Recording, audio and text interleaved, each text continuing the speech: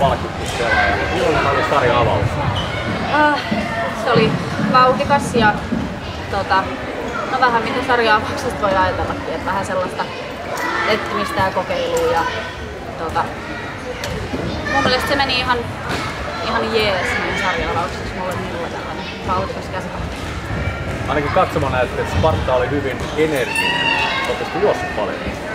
Joo, siis ennen kuin meillä viime kausi loppui pikkasen aikaisemmin kuin näillä finaalijoukkoilla, niin me ollaan ennen kuin niiden kausi edes loppui, niin aloitettu jo kesätreeni.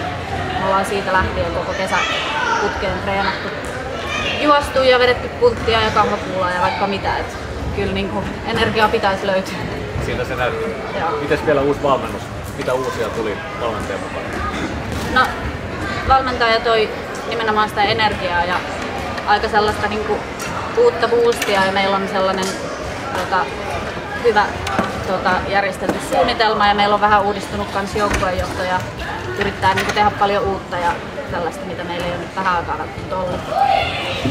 Niin kaikin puolin uutta energiaa. Kiitos Peli. Joo, kiitos.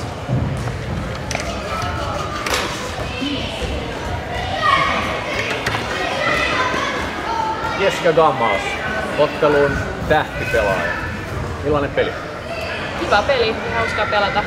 Nopeata peliä, niin kuin pitääkin olla. Hyvä fiilis oli.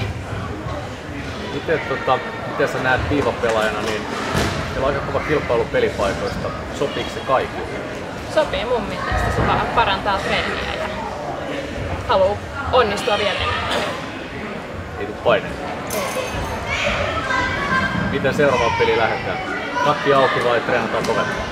Ei ollenkaan takki auki. Kovaa treeniä ja täysin lähtee. Kiitos. Kiitos.